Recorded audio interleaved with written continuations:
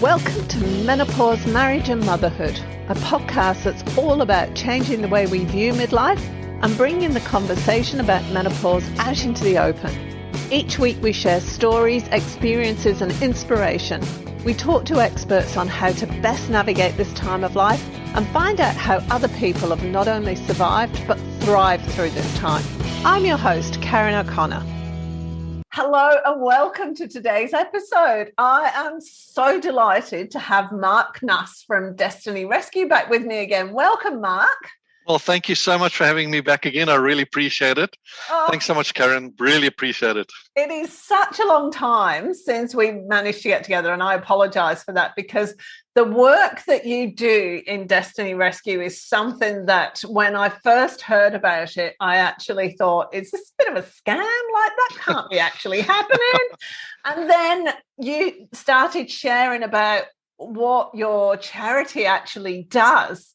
And it's not, I was saying to somebody the other day, charity is actually the wrong word because you are all hands-on people doing this work. It's not arm's length like World Vision or anything like that. You guys get in there and do the stuff. So explain what it is you do, what your organisation is all about, and just talk me through all that, please. Yes. So thank you so much, like I said before, Karen, for having me on again. I really appreciate it.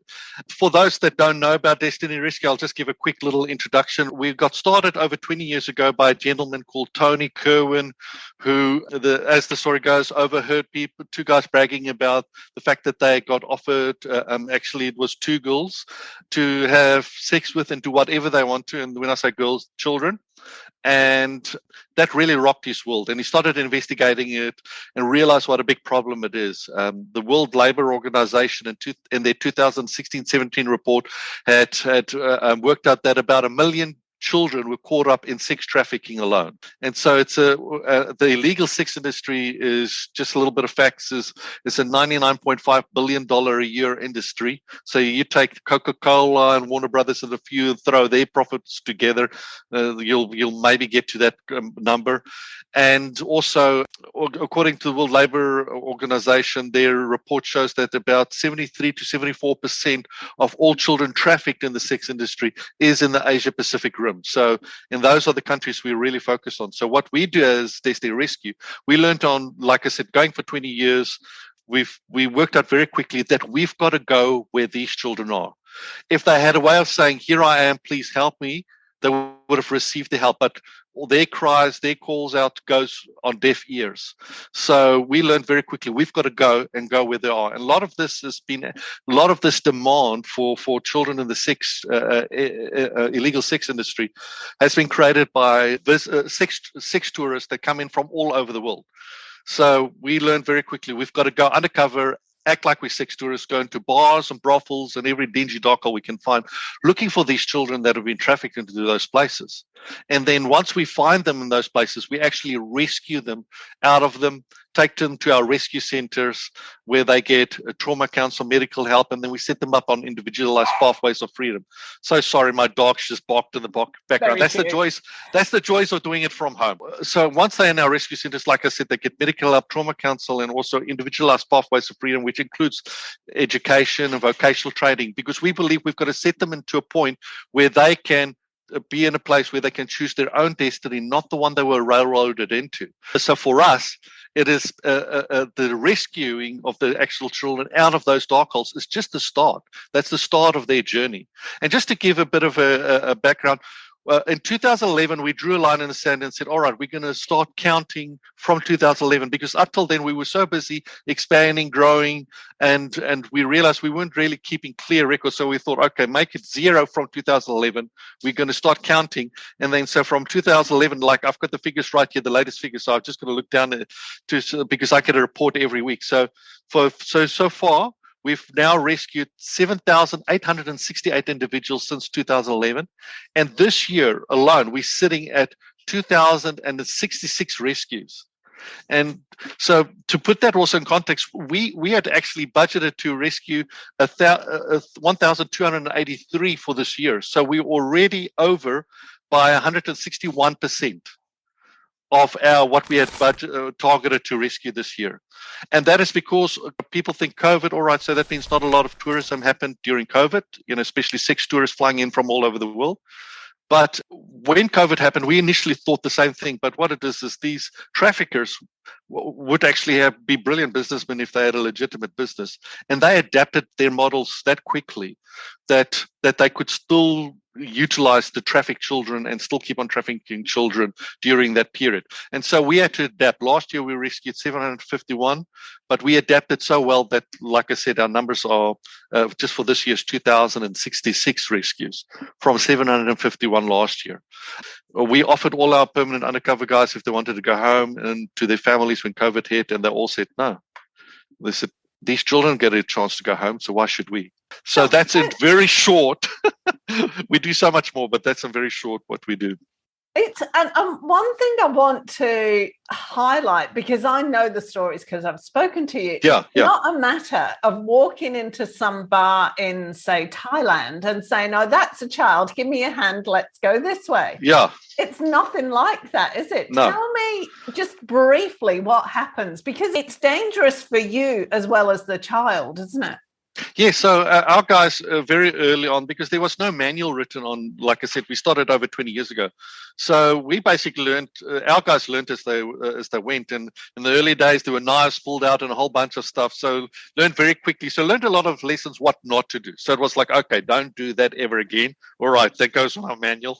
But over time, we've really learned to do it well. So how we get into these places and why we operate so effectively is that our guys get trained up, and we know how to basically fulfill that role as looking like we're just another dirty John that's flown in from different parts of the world as a sex tourist. So we blend in with the rest of them, and that's why it's difficult for them to work out who's who, because we've learned to really do it well. So we act like we're a sex tourist. We go in there, and that's the way we can get into these places.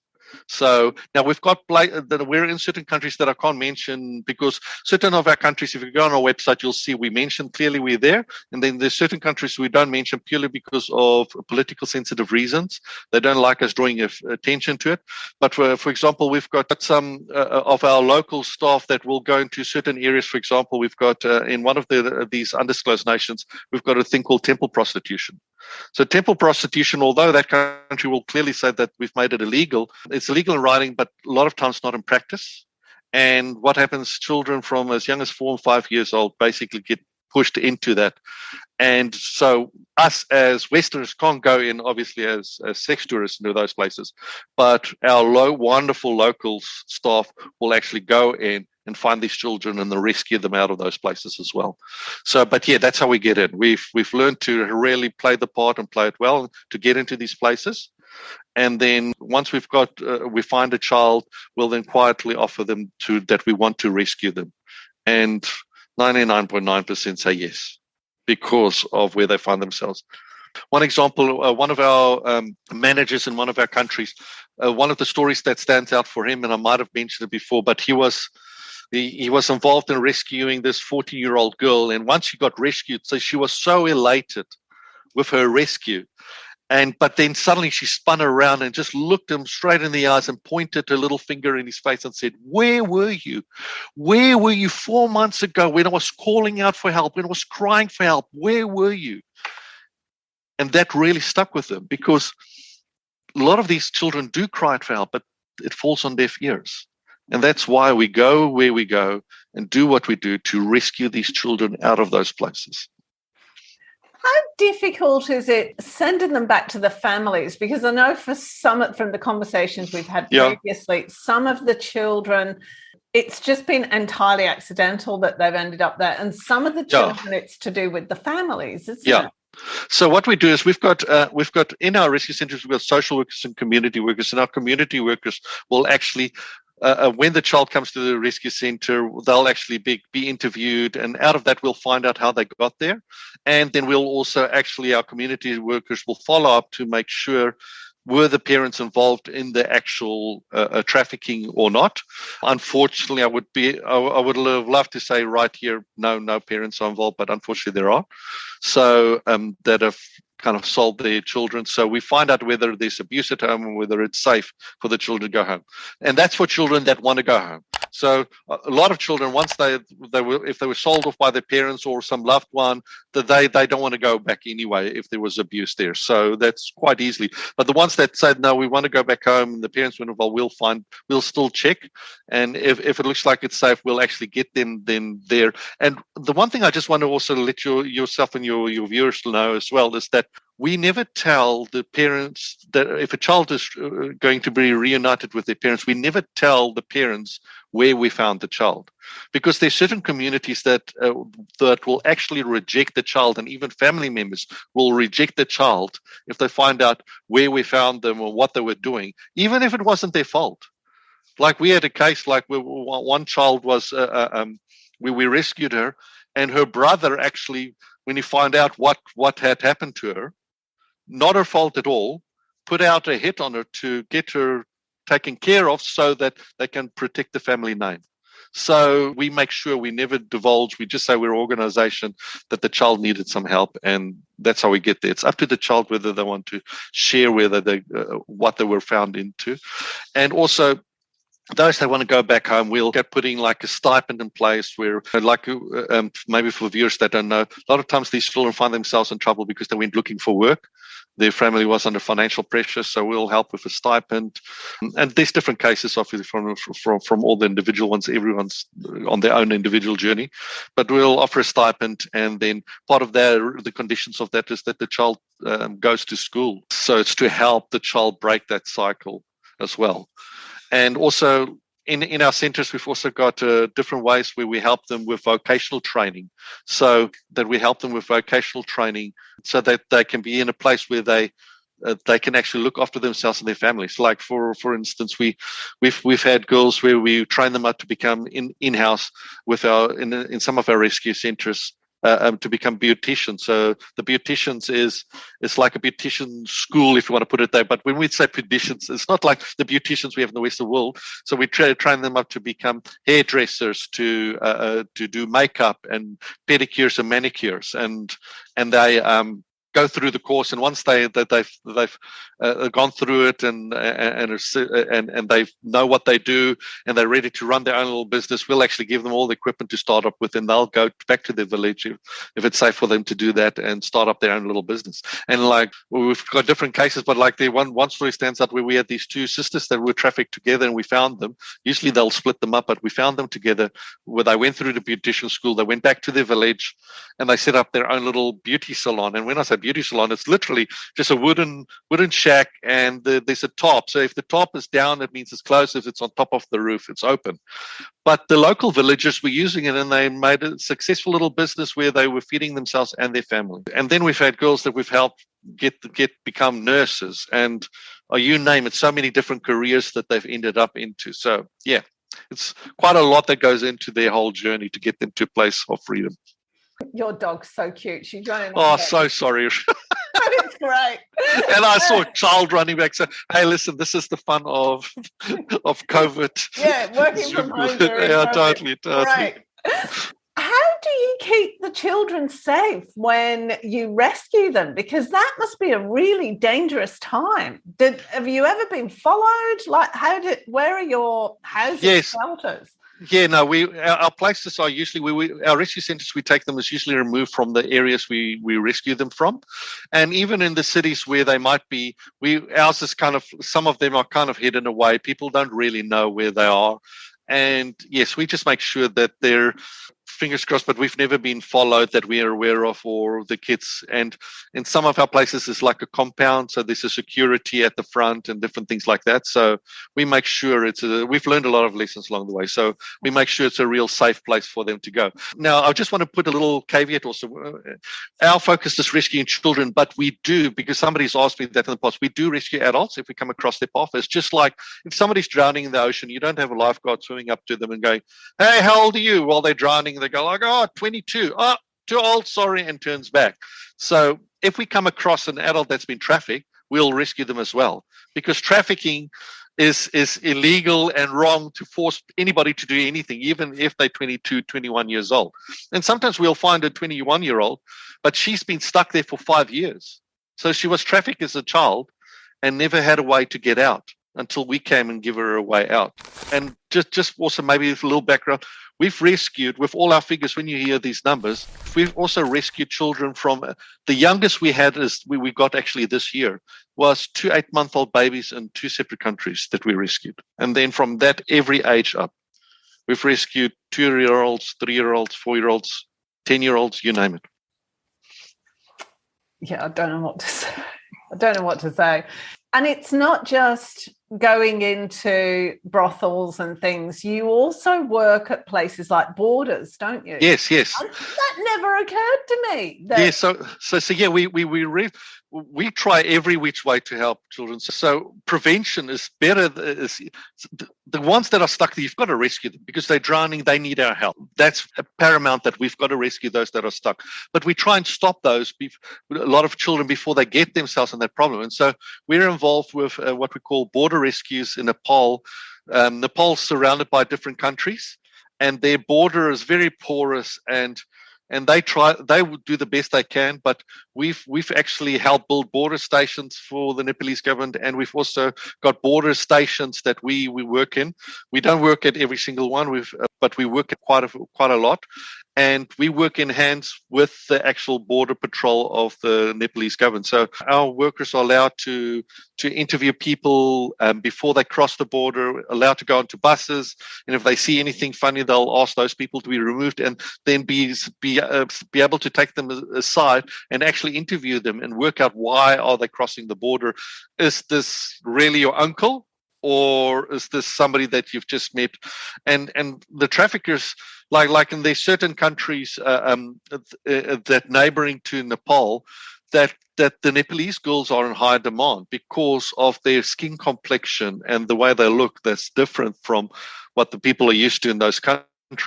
And so some of these countries, when these girls get trafficked across, it's like a needle in a haystack, they disappear. And the traffickers will use so many different tricks to get them to cross that border.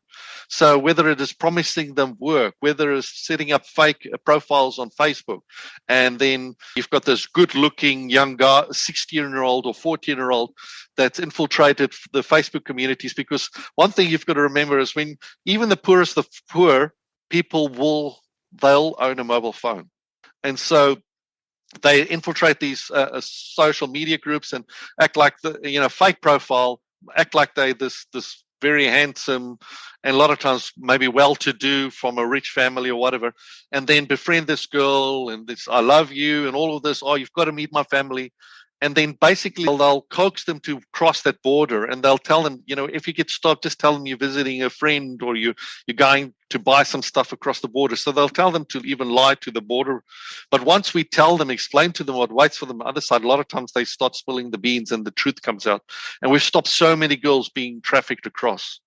So, and then we'll phone their parents, and then we'll help them, because a lot of times the parents don't even know that this was going to happen. So yes, so we stop a lot of children being trafficked across the border, and successfully so, and have opened up some cases against some of the traffickers that utilize these ways to get these children across. So yes, it's been prevention is way better if you can stop them. And another thing during COVID that we've also gotten involved with, which last time when we spoke I didn't talk to you about, is, or I might have just mentioned it, although it's not our business, we've actually started with food programs. Because what's happened with COVID is, you'll have some of these communities, you'll have the father that he's the main source of income, and he might be traveling around for work. So they'll go and work maybe in a farming community to help with the harvest, and from that one they'll move to another one, and they'll just do their rounds, but that way they bring income for their families. But with COVID, you had the lockdown, so they couldn't move anywhere. So you would have groups and people that are increasingly becoming under real financial stress. And so what we ended up doing is, we went into the communities that we've seen in the past children being trafficked out of, and we've gone and spoken to the village elders and leaders in the areas, which we've kind of, over time, they got to know us. And we asked them, which are the families that you can see that are under severe pressure? Or we will go and even investigate ourselves. And we started doing food parcel drop-offs. So real basics, rice, and then few staples with it, because we're not a food agency, but we realize if we don't step in and help them, the chances of those kids getting themselves in trouble looking for work will just increase so much more, especially because their dad can't work. So we started actually doing food drop-offs as well, just to keep families together and keep them alive till everything opens up with COVID, so that they don't have to get their children to go look for work. And then the other thing is a real increase for us is also we've come across, unfortunately, because of these conditions in COVID and family units disintegrating, we started coming across more and more children that basically, so it's got nothing to do with sex tourism, but children that are basically offering up their bodies to local pedophiles just for a meal. So just think about that. Here you've got a little child that's that desperate that they're willing to offer up their body, whatever this guy wants to do, just to have a meal. Not money, just a meal. And so we've come across more and more. So we basically just take them off the streets and start looking after them. Because once again, you can't, if you see somebody drowning, you've got to do whatever you can to help. And it's a new form of rescue, which we call survival rescues. It's basically children finding themselves in such a bad place that just to stay alive, they're doing that. So that's not necessarily sex trafficking in its purest form, but we started rescuing them as well. I was going to ask you because COVID must have massively changed the way that you do things, because you haven't got the sex tourism at the moment that you do have. Yeah. And it's moved online, which is a different kind of rescue scenario, and I know you've done a lot of work with the police in the past. So, well, you might go undercover and rescue one or two children at a time. You do raids as well. Yeah, we do raids where we get federal police units usually, or police units we work closely with, and we'll actually organize the raid. So if we find a place that's actively trafficking children through it, we'll actually organize a raid. Over time, we've learned who we could work with. And so from these police units in the different countries, we'll set up the place. We'll actually get a lot of evidence against them, and then set up a specific time frame when the police come with us and actually raid the place. The place gets shut down. Everybody that's been trafficking gets set free, and the traffickers get taken into custody. So that's a real growth area for us. We've built up the right relationships in the different countries. We've also got with this is not only shutting down but the rescues, but then like I said, the border rescues or the preventative work is a real growth area for us as well. And we've also, during COVID, like you're saying, COVID, at the start of the year last year, we actually started going into online sexual exploitation of children component online, and we've actually got a video that we can that I think I shared with you last time, where we rescued a 2-year-old boy. And that was our first cyber rescue. So what happened is, if I can very quickly just go through it again, is that the English police raided a suspected pedophile's house in England. And on his mobile phone, they found a video of this 2-year-old boy being molested by his stepdad. Because he bought it on the dark web, they couldn't really work out exactly where it was, but they could work out by watching it and listening to it and everything. They could work out that was the act was perpetrated in the Philippines, and that we was looking at a Filipino 2-year-old boy. And so they contacted the National Bureau of Investigation in the Philippines, and they contacted us. And then we went and basically found the dark website, infiltrated it, acted like we were a pedophile that wanted to come and abuse, because he was offering the 2-year-old boy up as well as selling these horrible videos. And we acted like we were a pedophile wanting to fly out of Australia. And we set up actually a sting operation in the Philippines in a hotel lobby. And we're able to, the National Bureau of Investigation was there. The English police, federal police, sent two or three of their guys across, and they were in the lobby as well. We made sure there were no civilians there, and we set up a sting operation and rescued that little boy. Yes, so they went online. They also, what they did is they created closed in social media groups to be able to move kids around, because you still had there were still people, although we in Australia had a real closed border, but there were still people flying in from other countries into these places. And also you still had a lot of expats that were living in these countries that were after those type of services.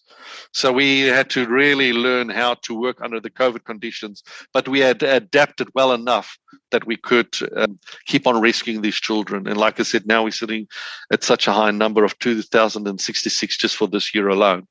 And it's still it's not even the end of the year. So, yep. How many staff do you have working on the ground doing this? So overall, Desi Rescue, obviously it fluctuates, but we've got around 236 staff and worldwide. But the number changes, but around 236, 234. But yes, so we've just been in the process of bringing some extra staff on because so the number will definitely be higher than that at the moment because what's happened is we've also expanded into new countries. And we will make that, one of the countries pretty soon we'll make that public knowledge. At the moment, I can't mention it yet, but we've already started doing some rescues there. So we usually want to do some rescues and make sure it goes well. And then from that point, we'll actually make it public that we're there. If it's not politically sensitive where we can't mention it, but this country will be able to. But in this country, for example, we had one of the first rescues, our rescue agents knew of a place where the traffickers were actually literally pimping out the children right on the side of the road. And so their investigations, they knew of one guy. And so they went there and he was standing there with these two young children. When I say young, I mean young. Two young girls next to him. And our guys acted like they were sex tourists and walked up to him and said, hey, I'm told, we can have our special needs met. And this guy literally just with the girls right next to him, in totally hearing what he's saying, he said, well, yeah, I've got these two. Which one do you want? Do you want the thick one or the thin one? Just as if they were just a piece of meat that he was selling on the side of the road. You want thick one or the thin one? And then he went further to say, listen, whatever you want to do with them, you can. I've broken them and I've done everything to them. They will know what to do.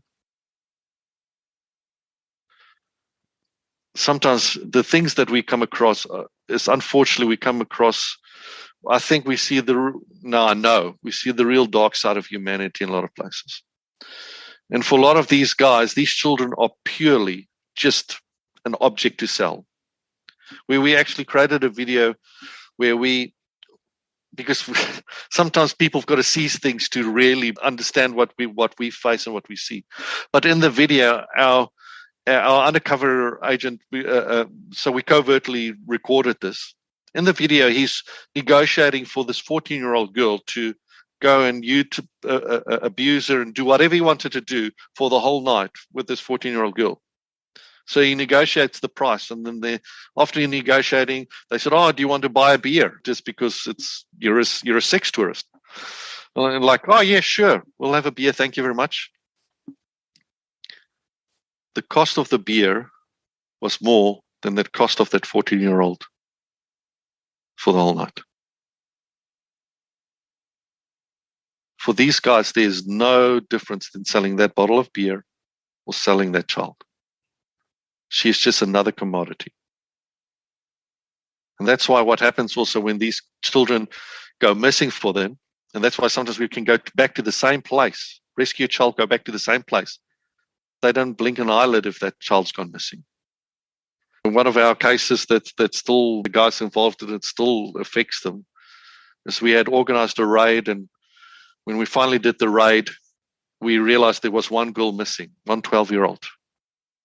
And we started immediately looking for her. And the bar manager was like, for him, it was nothing that this girl was missing. Did the raid, we went looking for her everywhere, and unfortunately, her little body was found dumped in an alleyway. 4 guys had booked her out in the hotel room, abused her, gang raped her, killed her, just dumped her little body.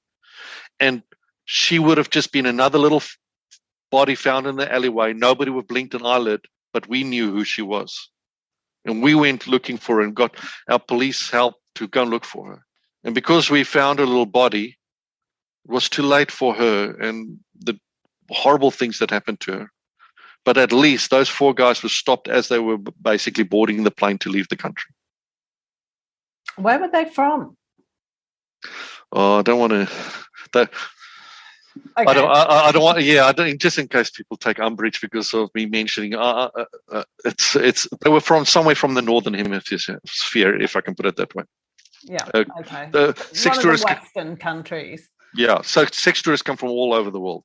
So they come from Germany, South Africa, Russia, England, Australia, New Zealand, you name it. There's not basically any Western country that they don't come from, and even your countries that are on the verge of being a Western country or not. So, we've even had, people from literally all over the world, because it's so cheap for them to come. For them, it's truly just buying a product to fulfill their lust and their desires. And even when you go undercover into these bars and these girls, a lot of these girls, they're forced to be going on these platforms and look like they're all happy, but they're not, because we watch them all. But they'll have all these numbers on there, like these little white kind of big placards they wear on either on a bikini top or whatever. Sometimes they really wear nearly next to nothing. But they'll have these numbers. And these numbers, they'll be number 22, number 21, number 5, number 6. And so it's just like you're ordering a product. Okay. And the guys they won't connect with these girls at all. They're not interested. They'll go, I'll have number 5. I'll have number 6. And for me, my own story that I know I've shared with you, but that's the story that's the closest one for me in my heart, is when I had the privilege to go undercover with our permanent guys. I was sitting there and I saw this girl and she was number 43. So I called number 43 over, but she had a name. She was somebody. And here I was sitting next to number 43. And number 43's story was that she was in school with a 10-year-old sister. Life was good. Parents were working. Dad, unfortunately, suddenly dies. Accident. Very soon, she saw that her mum was struggling financially. So she, out of her own kindness of her own heart, said, hey, Mum, how about I go to the big city and find a work so that I can help you till you get on your feet, and then I'll come back to school. And that way, my 10-year-old sister can just keep staying in school. I'm helping you. And as soon as you're on your feet, I can come back. So in her mind, she was thinking she's going to work at a restaurant or wash dishes. That wasn't her mindset. You're a little schoolgirl, virgin, no idea. She goes, unfortunately, the wrong people got hold of her and railroaded her in to there sit and sell her little body to dirty Johns flying from all over the world. So I'm sitting next to number 43. And the name I've given her is Sugi, because I know in the end what her real name was, but we protect them. So, but here I'm sitting next to Sugi. But for all these other guys, she was number 43. Just an object to fulfill whatever lust and desires they had. But for me and for us at Destiny Rescue, she had a name. She had a dream that she used to have. She wanted to become a school teacher one day. But when we found out that she thought she'd never have that dream ever again. Sorry, my dog. His time is impeccable. Oh, shush. Sorry. But it was the cockatoos when we were talking the other time, remember? Yeah, that's right.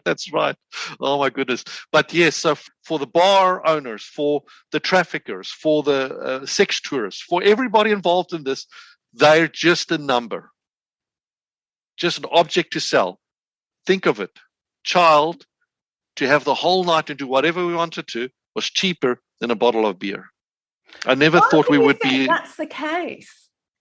I can't even comprehend. To most people in Western countries, you can't comprehend that. Why is it the case? Because this might be a touchy subject for certain people. And, for me, kind of. But I think one of the things is pornography has really got a role to play, where if you've got young boys starting to grow up and pornography is all they see and they feed themselves on it, it takes the female and creates her just purely, it desensitizes to a point where a girl is purely there as a fulfillment of a desire and lust. It objectifies a woman to a point where she's only an object. There's no difference between her and this bottle or this phone or a bottle of beer. It desensitizes it to a point where guys will start seeing these girls. And we know, because we're undercover, as these guys go there and they go there to fulfill these fantasies they've created, but it all started by watching stuff. And basically just creating this hardness of heart and mind where they just see these girls as purely as fulfilling. And they'll tell themselves these stories, and even some of these bar owners will tell themselves these stories that, oh no, I'm helping children that they need work, and they're there because they want to be there. None of these girls want to be there. That's the last thing for me. I just flip it around. All right, if you've got a child, and you were a child yourself, do you think a child ever dreams of wanting to be involved in that? To be having to sell their little bodies to guys that fly in from all over the world, and sometimes having to forced to sleep with 20, 30 different men in one day? Some of these places, I tell you, we've had girls where we literally within 5 minutes from meeting them, offered them to rescue them, and they said yes. And all their trust had been broken all the way, but it was that bad for them that they're willing to take another chance, even if it might mean it will end up in death. They don't care anymore. They need whatever help they could get, they would take. And then to see them when they realize that what we were telling them was the truth, and we take them to the rescue center, to see the elation and the relief. Like I told you before, I think when I shared with you before, is that most of our girls then will sleep for 2 days flat out. Once we show them, here's a bed that they can sleep in, this is your bed, and they realize it's a safe place and a safe bed for the first time in a long, long time, that they don't have to worry, what are those footsteps that come down the hallway? What is that creak on the door handle? But to know this is a safe bed, and for the first time, they can truly just sleep. Yeah, so to answer your question, I never thought we would live in a society where we have reduced the value of a human being down to being purely a commodity. Before I got involved with this rescue, and my wife and our journey started being donors, you would think that slavery was like happened in the 1700s, and that was done by. But unfortunately, it's gone way worse. In those days, you had to be rich to actually own a slave. In today's money, they guesstimated it would cost you around $30,000 or $40,000 to buy a slave, to own a slave. But you can now buy a human being for $90. Something is wrong. But we can't sit back and go, the problem's too big. We can't do anything. No, we each one can make a change. I forgot who the quote was, but it said, evil persists when good people do nothing. Each one of us can make a difference. And for us at Destiny Rescue, our big goal is that we want to see the end of sex trafficking of children in our lifetime. It's a huge ask, but for us, we believe no child should be forced to have sex with adults, and especially in such a commercial way, to be robbed of their dignity, of their freedom, and forced to do something they never ever dreamt they would have to do. So for us, yes, we focus on the one. It's that one child at a time. I've sat next to a child and saw across literally just 2 meters, 3 meters away from me, a guy doing something to a girl that you would only expect to see be done behind closed doors, but doing it right there amongst all the guys in there. And everything in you wants to go just grab hold of that guy and just rip him off that girl. But we know I can't do anything at that moment to break our undercover, because this girl next to me will lose a chance to be rescued. How can people support you? You've got a campaign on at the moment, haven't you? Yes, we do. So our campaign is called Bring Her Home. It's our Christmas campaign. We're fortunate that we've had some of our wonderful donors that actually have contributed to like a bucket for a matching campaign. So if you donate to this campaign $1, they will match it. So we've been very fortunate that our donors are moms and dads, and we're a tier 1 not-for-profit, so it is tax deductible giving. And if you go on our website, we've actually got our financials because we get audited, and our latest reports for the previous financial year will show that we've that around 81% of finances raised goes where it's supposed to go to. On our financials, like I said, it's on our website. You'll see there's we don't get government money from any governments. You'll see there in last year's financials, it shows grants, and that was basically JobKeeper, because like Our giving dropped like everybody else's during COVID, and so JobKeeper kicked in. So that's what those grants are. So if people look at it and they go grants, but we've never had any, other than JobKeeper, we've never had any government help. Although we help governments, but it's just the nature of where we are. So we've got this matching bucket Christmas campaign. And so I've got a video that I've included and it's actually one of our girls that we had rescued that's now older, but she was willing to actually tell her story and not even, we usually blur their faces to protect them all the way, but she really wanted the people to see her story. So it's a short video, 60 seconds, but it's a short video, just her sharing a little bit of her journey. So please watch it, and in it, it takes you. It will take you to a link, and it will be for the Christmas campaign. And the whole thing it's called Bring Her Home. The whole idea is that we've got so many children out there that are waiting for us to come and find them. Like I said, that little girl that turned to our rescue agent and looked at him and pointed a little finger in his face and said, "Where were you? Where were you when they took me? Where were you when they forced me to sleep with these strangers? Where were you?" There's so many thousands of those children still out there waiting for somebody to come across their path and rescue them. And so for us, is bring her home. We want to bring her home, whether it's bringing her home to our rescue centers or bringing her home where she can actually go back to her family, be reunited with them. So, yeah, that's our campaign, Bring Her Home. Marc, thank you so much. I can't say it's been a pleasure. It's been a pleasure to see you, but this is always harrowing. But it's something that it's got to stop. It has to stop. Totally. We have to take responsibility for what's going on here. Totally. And I'm just so grateful that you're willing to have me again. And I know so for those that might have heard me for a few times through you, or the first time they're hearing me, is I know it's a tough topic, but we need to be able to bring it. The more we talk about it and bring it out in the light, it's just the more we expose these things, the more people realize this is a problem, we've got to take action, the more quicker we'll get to finding a solution, permanent solution for all of this. In the meantime, we're going to rescue as many as we can. And we can only do that through wonderful supporters who donate to us. But for those that have donated to us, I just want to say biggest thank you from the bottom of my heart. And I know, Karen, you've helped us. And so I just want to say thank you so much from the bottom of my heart, because every bit of money helps and makes a difference. And if you think of it, that one girl, like the one you'll watch the video of, she's now in a wonderful place, got a career, got work. Her life is like total 180 degrees different from where we found her and where she was. She was a place of no hope, in a place of darkness, and now she's in a place where she is in control of her own destiny. And donors might never meet the girls in the end of the day, but no, the one thing they know is they made a difference in somebody else's life.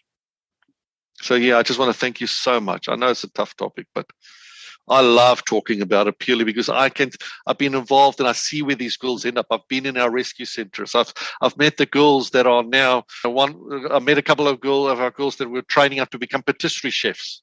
So there's so many different areas they go, and to think and I've been also where they have been. I've been where we find them in these bars, but I've also been on the other side where they've gotten on with their lives and they've got these beautiful lives and they've got their own families, and that's a distant memory where we found them. It's fantastic. Thank you so much, Marc. No problems at all. Thank you so much for listening to me again and again. But yeah, I really appreciate you giving this opportunity just to talk once again about what we do. You're very welcome. Thank you.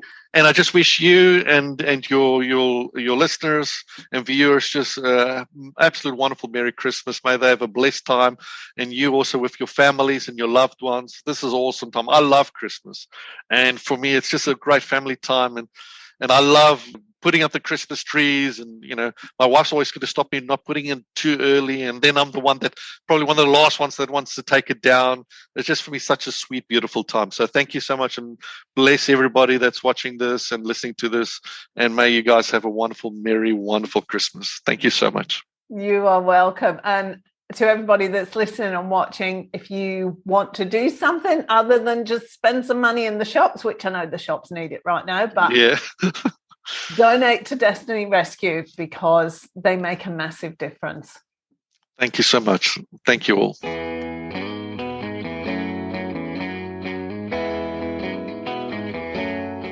Thanks for joining us this week on Menopause, Marriage and Motherhood. Make sure you subscribe to the show on your favourite player, and while you're at it, we'd love you to leave us a rating on iTunes, or if you'd simply tell a friend about the show, that would be amazing too. Be sure to tune in next week for the next episode, and remember, if you're busy thinking about what you can't have, how on earth are you going to enjoy what you can have? See you next week.